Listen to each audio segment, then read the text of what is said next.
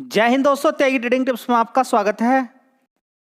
दोस्तों, इस वीडियो के अंदर हम बात करने वाले हैं फर्टिलाइजर शेयर के बारे में। एक ऐसे शेयर के बारे में बातचीत होने वाली है जो फर्टिलाइजर सेक्टर को बिलोंग करता है और इस शेयर के बारे में चर्चा कई बार हो चुकी है। कई बार चर्चा का मतलब ये नहीं कि मैं आपसे बोलता हूँ, फोर्सफुली कहता हूँ कि इस शेयर को खरीदे, नहीं।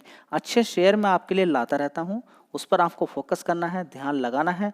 आपको लगे कि हाँ बिल्कुल ठीक है, तब उसके आगे आप डिसीजन ले सकते हैं।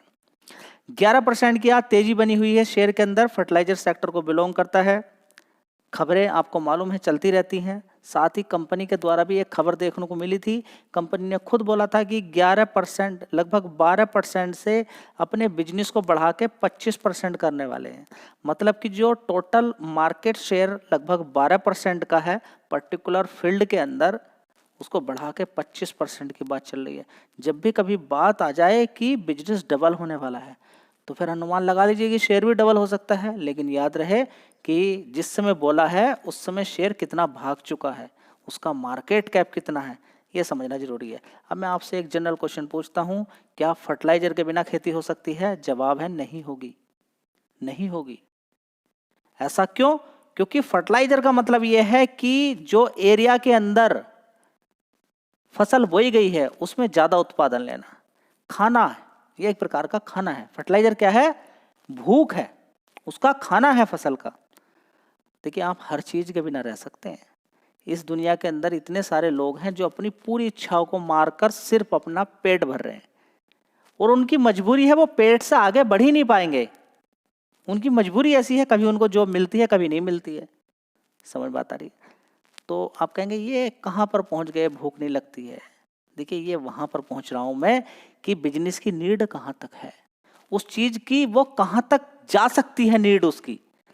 मतलब एक मैं आपसे बोलूं 50 लाख की गाड़ी अमीरों तक रुक जाएगी, 20 लाख की गाड़ी अमीर तक रुक जाएगी, लेकिन खाना अमीर तक नहीं रुकेगा।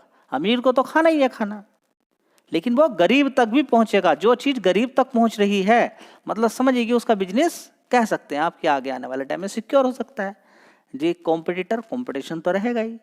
कंपटीशन को कैसे आप बंद कर सकते हैं?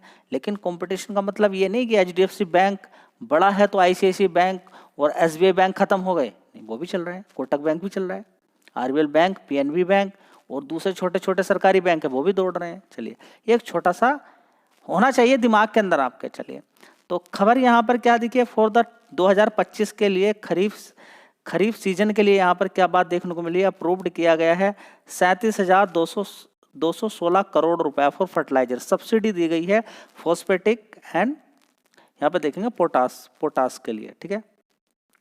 पीएनके, फॉस्फेट एंड पोटासियम, जिसके अंदर मिलता है फर्टिलाइजर के अंदर, ये नीड है। पोटासियम एंड फर्टिलाइजर ये ग्रोथ को बढ़ाते हैं, जरूरी है किसी भी फसल के लिए, ठीक है। तो उसके लिए क्या है, बड़ी सब्सिडी की यहाँ पर अनाउंसमेंट किया गया है। कितना? 37,216 करोड़। अब सब्सिडी मिलती कैसे होगी? डायरेक्टली ऐसे मिल जाएगी? नहीं, ये जितना प्रोडक्शन करेंगे, जितना सामान बनाएंगे, जितना खाद बनाएंगे, उस हिसाब से इनको ट्रांसफर किया जाएगा। इनको दिखाना पड़ेगा बैलेंस शीट में कि आपका प्रोडक्शन कितना हुआ, कितना आपने बेचा, ठीक है। सारी स्लिप, सारी सीट आपको इनको दिखानी पड़ेगी। उसके बाद सरकार इनके अकाउंट में पैसा ट्रांसफर करेगी। जैसे 500-600 करोड़ रुपया लगभग आने वाला है किसका? आप देखेंगे कि इलेक्ट्रिक व्हीकल वाली कंपनी ओला के अकाउंट में भी पैसे आने वाले हैं। उन्होंने भी बड़ा प्रोडक्शन किया है, ठीक है। अब देखिए, ओला ने इतनी सारी गाड़ियां बनाकर तैयार कर दी हैं, 10 लाख से भी ज़्यादा गाड़ियां बनाकर तैयार कर दी हैं, लेकिन प्रॉफिट अभी भी नहीं दिखा पा रही है कंपनी। तो समझिए बहुत बड़ा बड़ा खेल रहता है, जो कि आपको समझना जरूरी है, ठीक है। तो ओवरऑल मिला के ये सारा का सारा प्रॉफिट किस पे जाएगा? फार्मर पे जाएगा, किसानों पे जाएगा जी। किसानों पे कैसे जाएगा? देखिए, सस्ता खाद नहीं मिलेगा तो कैसे एक्सपेक्ट कर रहे हैं आप कि किसी भी किसान से कि उसको महंगा आप खाद देंगे और उसकी फसल को आप सस्ते में ले लेंगे? और किसान फसल सस्ते में नहीं देगा तो होगा क्या जी? क्या होगा? इतने सारे लोग, मतलब कि किसान तो भगवान मान के चले, किसान को भगवान मान के चले कि जो सस्ते दाम पे आपको फसल देता है और वो आपसे सस्ते में ही या थोड़े से महंगे रेट पर आपके पास पहुंच जाती है। अगर दाम बढ़ा दे किसान अपना, तो भुखमरी फैल जाएगी पूरे इंडिया के अंदर, संभाल पाना बड़ा मुश्किल हो जाएगा।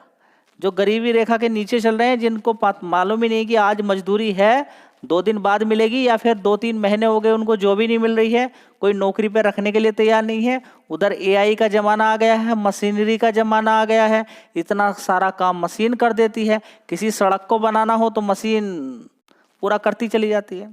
ठीक है, तो आप समझ सकते हैं कि आजकल तो बहुत कुछ चीज़ें मशीनरी के द्वारा ही काम चालू है, बहुत कम मजदूरों की रिक्वायरमेंट पड़ती है।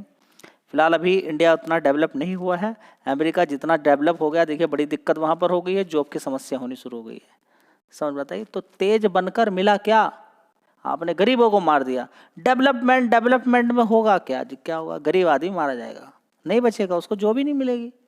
एक तरफ डेवलपमेंट है, एक तरफ काम खत्म, भुखमरी, उस पर पैसे नहीं, दीजिए कहाँ से दोगे उसको? डेवलपमेंट कीजिए, कराइए मशीन, एक मशीन से न जाने कितना सारा काम कराइए आप। देखिए होता क्या है कि अगर आप गांव की साइड में चले जाएं तो कुछ लोग ऐसे होते हैं जिन पर खेती नहीं होती है। गेहूं काटने के लिए कोई एक बड़ा जमींदार है, उसके पास बहुत बीघा गेहूं है, उसको काटने के लिए कुछ मजदूर आ जाएंगे तो उनको कुछ मिल जाता है गेहूं। अगर उस गेहूं को पूरे को मशीन से कटवा दिया जाए तब क्या होगा? कुछ मिलेगा उसको? नहीं। तो ये धीरे धीरे बहुत कुछ गड़बड़ी देखने को मिल रही है। तो ऐसे केस में जिन लोगों के पास ज़मीन है और उनसे सस्ता ही दाम पर गेहूं लिया जा रहा है, तो सरकार को इन सारी चीज़ों के बारे में सोचना बहुत ज़्यादा ज़रूरी है। ये सारा प्लान सक्सेसफुल कब हो सकता है? गवर्नमेंट कब यहाँ पे सारी चीज़ों को कर सकती है? देखिए यहाँ पे देखेंगे, गवर्नमेंट ने यहाँ पर अप्रूव किया है, न्यूट्रिशन बेस्ड सब्सिडी भी की है यहाँ पे 37,216 करोड़ रुपया खरीफ रीजन के लिए यहाँ पर। ठीक है, बहुत बढ़िया बात यहाँ पर देखने को मिल रही है, 37,216 करोड़ की, जिसके बारे में हम अभी यहाँ पर बातचीत चल रहे हैं। किसके लिए? P&K फर्टिलाइजर्स के लिए। ठीक है, जिससे कि रबी की फसल की बात करें तो अच्छा देखने को मिल जाए। तो ये सब्सिडी जो मिल रही है, ठीक है, ये बहुत एक अच्छी बात है, मिलनी भी चाहिए। यहाँ पर सरकार आगे भी काम कर रही है कि फिक्स्ड यूरिया के प्राइस 245 रुपये रखा हुआ है, जो बाहर से महंगा मंगाया जाता है, लेकिन लगातार यहाँ पर चीज़ें देखने को मिल रही है। DAP की अगर बात करते हैं यहाँ पर, जो कि ये भी एक खाद है, ठीक है, ये वन टाइम स्पेशल सब्सिडी मिलती है 3500 रुपये पर टन के हिसाब से। ठीक है, एक बार मिलती है, कोई लेने के लिए जाएगा। ठीक है, बूस्ट टू डोमेस्टिक प्रोडक्शन। ठीक है, अब ये सारी चीज़ें यहाँ पर अगर आप देखते हैं तो सबसे बड़ी दिक्कत कब हो जाती है? जब फर्टिलाइज़र हम दूसरे देशों पर डिपेंडेंट हो। चाइना ने एश्योर किया है कि हम जल्दी ही, ठीक है, अभी बीच में आप देखेंगे स्पेशलिटी फर्टिलाइजर्स होते हैं जिन पर रोक लगा दी थी चाइना ने। ठीक है, तो बड़ी दिक्कत परेशानी हो जाती है। ठीक है, ऐसे टाइम पर तो सरकार अभी यहाँ पर क्या कर रही है कि नैनो यूरिया की बात करें या ग्रीन या फर्टिलाइज़र की अगर बात करते हैं, ठीक है, तो उन पर सरकार यहाँ पर फोकस कर रही है ताकि हम विदेशों पे डिपेंडेंसी हमारी ख़त्म हो जाए और हम जो भारत निर्मित जो फर्टिलाइज़र हैं उन पर ही काम आगे कर सकें, और होना भी चाहिए। देखिए इंडिया के अंदर जब तक हम दूसरों पे डिपेंड रहेंगे तब तक हालत हमारी वही होने वाली है। बड़े बड़े इंजीनियर आप हो जाएंगे, डॉक्टर हो जाएंगे, एक झटके में H1B वीज़ा के बारे में क्या बोला गया है कि उन्हीं लोगों को लिया जाएगा जो 88 लाख रुपए का पेमेंट कर सके। वन टाइम 88 लाख पेमेंट, वो उसको तो नहीं करना है, लेकिन किसको करना है? जिस कंपनी के अंदर जा रहा है उस कंपनी को पेमेंट करना है, अमेरिका की सरकार को, जिसकी वजह से बड़ी दिक्कत परेशानी। लेकिन हाँ, एक चीज़ देखने को मिलेगी कि अब बड़े बड़े इंजीनियर डॉक्टर को भी समझ में आ गया कि अपने देश के अंदर ही आप तरक्की करें तो बढ़िया बात है, दूसरे देशों के अंदर जाकर बड़ी दिक्कत है। जबकि डिमांड आप देखेंगे यूके से लेके, जर्मनी से लेके, अरब कंट्रीज से लेके, चाइना से लेके, सभी बोल रहे हैं कि जो H1B वीज़ा पर, देखिए H1B वीज़ा का मतलब समझिए आप पहले क्या है। H1B वीज़ा का मतलब ये है कि मोस्ट टैलेंटेड ग्लोबली जितने भी लोग हैं लिए जाते हैं, उसमें 75% अमेरिका के अंदर इंडियन जाते हैं। अब समझिए कि ग्लोबल वर्ल्ड के अंदर कितने टैलेंटेड लोग हैं। अगर उनको अमेरिका जाना है तो उसमें से 75% इंडियन ही है।